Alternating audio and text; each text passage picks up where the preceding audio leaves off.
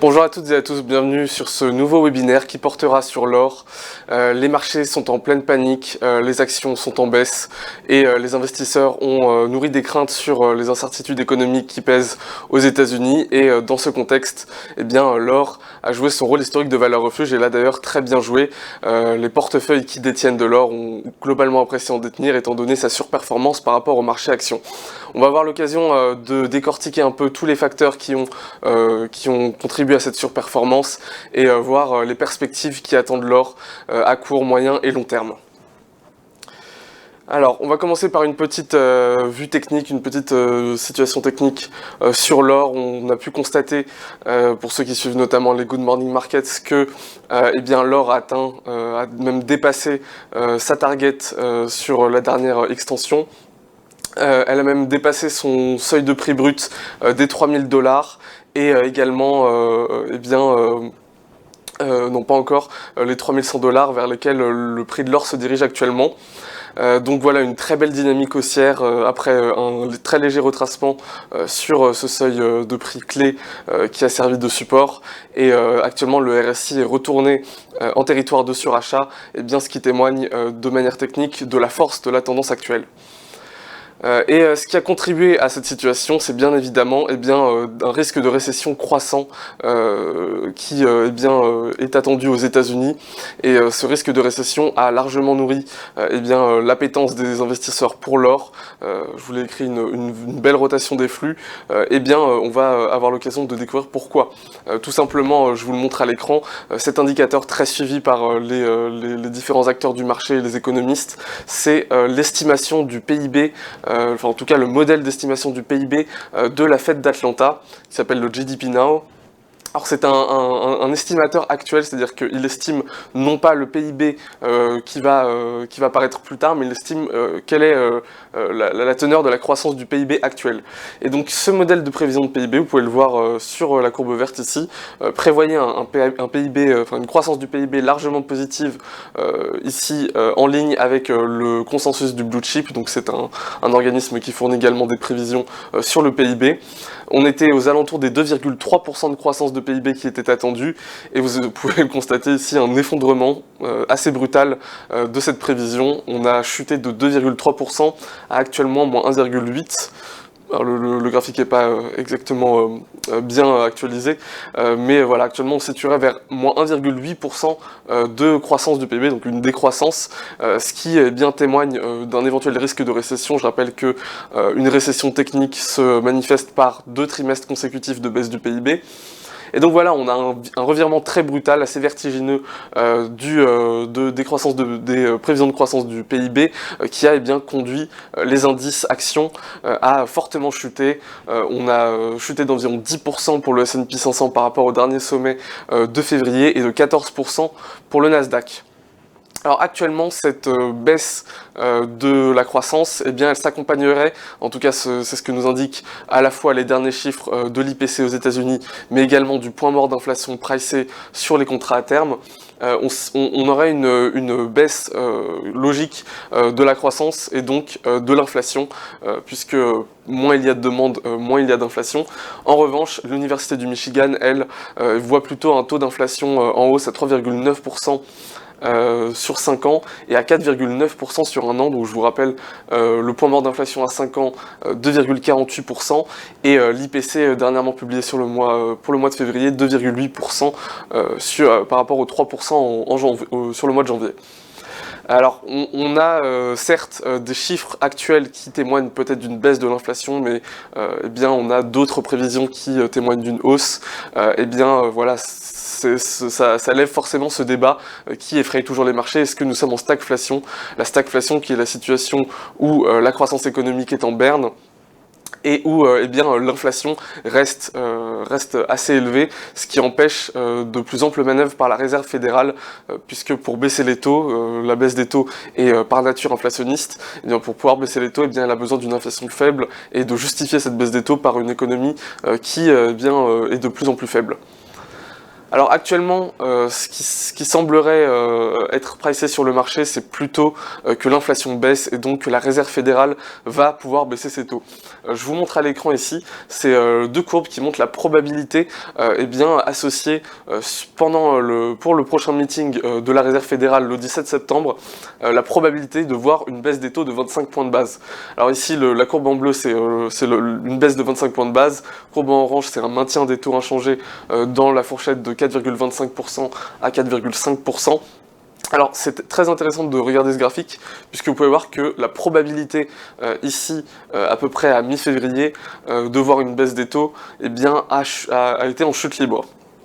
Et en fait, ce moment où il y a eu cette chute libre sur la probabilité, eh bien c'est le moment où l'or a commencé à retracer après avoir atteint ses plus hauts historiques. Et on voit également que la probabilité ici a rebondi, eh bien, vous le devinez, ça correspond également au moment où l'or a pu nous présenter un nouveau plus haut historique, donc la situation actuelle. On était, alors ici sur cette baisse, on est passé de 40% de probabilité à 20%, et de 20% on est passé à 30%. C'est très important cette probabilité de baisse des taux, puisque l'or est très corrélé avec le niveau des taux d'intérêt, puisque l'or, de manière, en tout cas chez les acteurs institutionnels, eh bien, sert de hedging, et ce qui sert également de hedging, ce sont les actifs qui délivrent un rendement fixe, notamment les obligations. Et donc plus les taux sont bas, moins les obligations sont intéressantes par rapport à l'or. On peut le constater d'ailleurs qu'on a également cette corrélation sur le niveau des taux obligataires. En bleu, on a le 10 ans américain, le 10 ans US, et en orange ici, on a les rendements obligataires sur les corporate bonds de notation BBB, donc à peu près correspondant au panier des actions qui composent le S&P 500. On a eu également cette corrélation avec une baisse des taux obligataires ici et ici qui a bien bénéficié à l'or, et puis ensuite une stagnation qui a également été corrélée avec le moment où l'or a retracé. Donc actuellement l'or repart puisque la stagnation, en tout cas les taux ne semblent pas repartir vraiment nettement à la hausse, sauf, et c'est assez important à garder à l'esprit, sur les taux obligataires commencent à monter, donc prudence à cet indicateur-là puisque ça pourrait venir eh bien, baisser un petit peu la demande pour l'or, en tout cas de la part des acteurs qui considèrent que détenir de la dette reste intéressant par rapport à l'or. Un graphique qui est aussi très intéressant, alors c'est le graphique des accords qui sont passés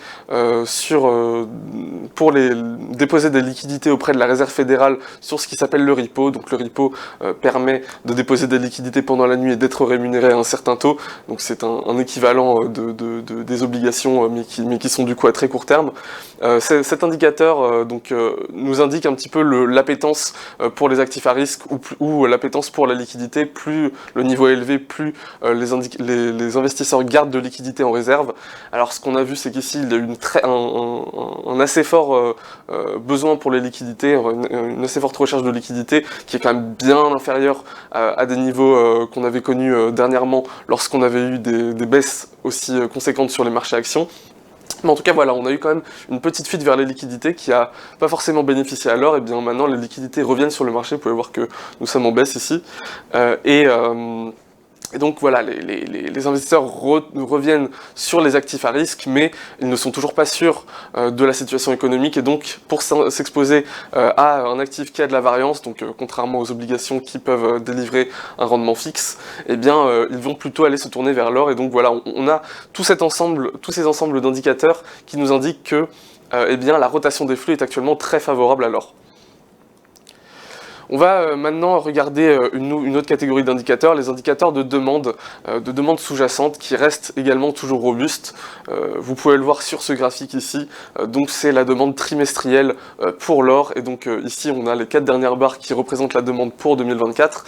Eh bien on voit que la demande a été assez forte durant le 4e trimestre de l'année 2024 sur quasiment toutes les catégories, toutes les sources de demande, donc la joaillerie, les banques centrales, la fabrication de lingots, etc. et la technologie.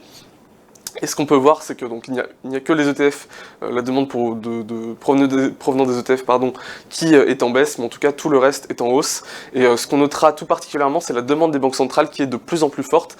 Les banques centrales représentent une part de plus en plus importante de la demande. Elle a notamment excédé les 20% durant les 3 dernières années, et on a quasiment plus de 1000 tonnes qui ont été achetées par an. Alors on a un phénomène assez intéressant qui peut nous donner des perspectives pour l'avenir, c'est la baisse du dollar et la volonté de dédollarisation des banques centrales dans leurs réserves. Alors la baisse du dollar provoque une baisse mécanique de la valeur des réserves des banques centrales puisqu'ils détiennent énormément de dollars. Et on a également une volonté assez claire des banques centrales de réduire leur exposition au dollar, et donc l'or pourrait venir se substituer aux achats de dollars de la part des banques centrales. On va regarder l'offre par rapport à la demande. L'offre est également un petit peu en hausse, mais pas vraiment nettement. C'est plutôt la source du recyclage de l'or qui a un peu augmenté, mais en tout cas pas le minage d'or. Donc c'est assez intéressant à constater. On a quand même une offre qui a été en hausse sur les 4 derniers trimestres, mais ça n'a pas freiné la hausse de l'or.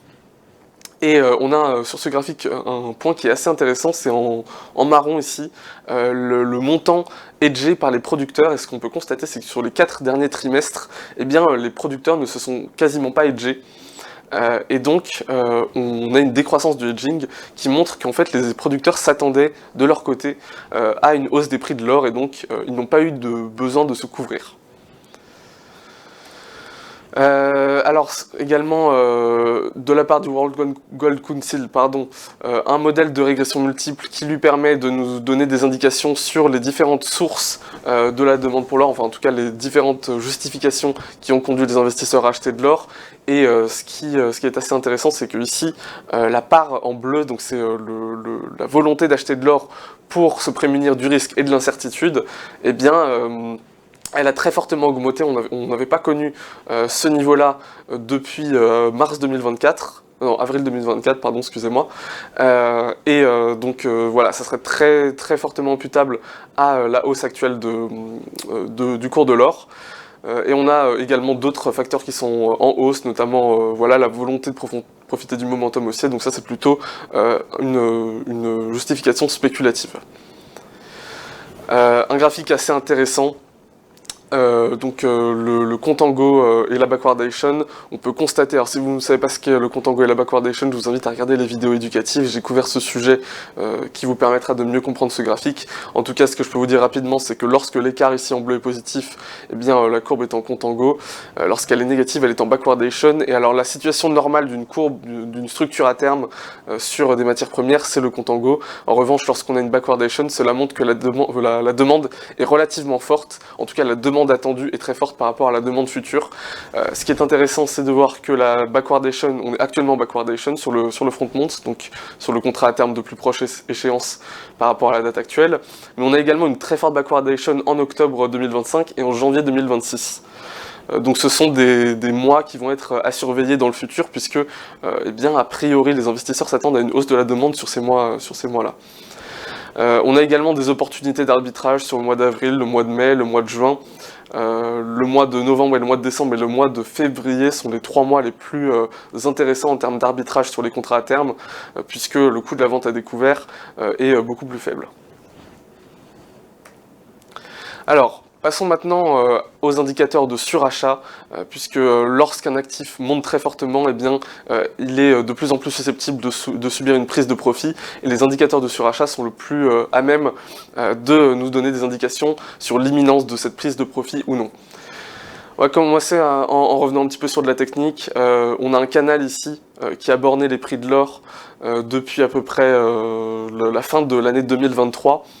Ce qu'on peut constater, c'est que le prix de l'or est bientôt arrivé à la limite supérieure de ce canal, donc lorsqu'on arrivera en haut, il pourrait y avoir une prise technique de profit. Et on a également un autre indicateur technique qui nous indique qu'on pourrait avoir une prise de profit assez proche, c'est tout simplement une divergence au niveau du RSI. Alors là, je précise qu'on est en intervalle hebdomadaire. On a fait des plus hauts successifs qui n'ont pas été vérifiés sur le RSI. Et donc, lorsqu'on a ce genre de situation, ça montre que la vélocité, la dynamique haussière est de plus en plus faible, et ce qui peut indiquer une prise de profit prochaine. Alors on a également la saisonnalité qui est assez impressionnante. Le cours de l'or a très fortement augmenté par rapport à ce qui avait été historiquement constaté durant les 5 dernières années. Voilà, on est bien au-delà des plus hauts sur les 5 dernières années. Et alors ce qu'on peut constater lorsqu'on est dans ce genre de configuration, lorsqu'on évolue dans les plus hauts historiques, eh bien c'est qu'en général, à peu près 50 jours après le début de l'année, eh bien on a tendance à faire un retracement. Est-ce que ce retracement va se vérifier? Eh bien, c'est à voir, mais en tout cas, c'est un nouvel argument qui pourrait justifier qu'on ait une petite prise de profit avant une reprise de la tendance haussière durable. L'or est le deuxième actif qui diverge le plus de sa moyenne à 10 ans par rapport à l'ensemble des grandes matières premières. Donc on est juste derrière le café qui est à 4,4 écart type au-dessus de sa moyenne. Alors, je rappelle que le Z-score ici, 3,17 écart type au-dessus de la moyenne, c'est-à-dire qu'on est dans un intervalle, si jamais on prend une hypothèse de distribution normale, qui est supérieure à 99,7% des valeurs qui sont comprises entre plus 3 et moins 3 écarts types par rapport à la moyenne. Donc c'est un indicateur de surachat qui est quand même assez fort et qui nous indique que potentiellement eh bien, on pourrait revenir à des niveaux plus acceptables entre 1 et 2 écarts types. Autre indicateur, les positions nettes, les positions spéculatives, on voit que les positions longues ont commencé à se réduire, donc les spéculateurs commencent un petit peu à réduire leur exposition, ils se placent même en short, en position short, en vente à découvert, et ce comportement, il a commencé à avoir lieu à partir du moment où les positionnements nets, ici, ont atteint leur niveau de surachat qui est matérialisé par cette courbe en pointillé. On a principalement eu une réduction des positions longues de la part de la Chine. Il y a eu un débouclage assez massif par rapport aux autres territoires. Alors est-ce que ce sentiment est lié à des inquiétudes vis-à-vis de l'économie chinoise? Ça reste à vérifier. En tout cas, comparativement aux autres matières premières, l'or arrive en troisième position, des positionnements nets les plus éloignés de leur moyenne à 10 ans. C'est derrière le café et le maïs. Enfin, un dernier indicateur de surachat, c'est l'indice de volatilité implicite de l'or. Pour ceux qui ont l'habitude de suivre l'indice du VIX, l'indice de la peur sur les marchés actions, c'est un peu l'équivalent pour l'or, donc c'est la volatilité qui est attendue sur l'or par les investisseurs. En revanche, cette fois, la courbe marche une corrélation inversée avec l'or, contrairement au VIX qui a tendance à monter lorsque les actions descendent. Ici, l'or a plutôt tendance à monter lorsque le GVZ, donc l'indice de volatilité implicite de l'or, monte, et ce qu'on peut constater, c'est qu'on est quand même sur le GVZ assez loin des sommets ici qui s'élèvent jusqu'à 20 à 22 points. 22 points d'ailleurs, et en général ces niveaux-là, ils ont été corrélés avec des plus hauts sur l'or. Ça ne marche pas toujours, c'est comme tous les indicateurs du surachat. Le surachat traduit soit un sommet, un achat qui a été trop abondant, mais ça peut aussi témoigner de la force de la tendance. Et alors donc, ce qu'on peut constater sur cet indicateur, c'est que pour l'instant en tout cas, le GVZ ne nous indique pas un surachat sur l'or. Donc ce qu'on peut conclure de tous ces différents indicateurs, c'est tout d'abord que l'or a principalement servi de hedging contre les craintes de récession, mais également contre d'autres facteurs, la guerre commerciale et également la menace sur le pétrole, notamment liée au conflit au Moyen-Orient et sur le conflit en Ukraine. Alors les investisseurs ont préféré l'or aux obligations puisque la récession étant couplée avec, pour l'instant en tout cas, une baisse de l'inflation, eh bien les obligations ont eu tendance à offrir des rendements beaucoup moins intéressants.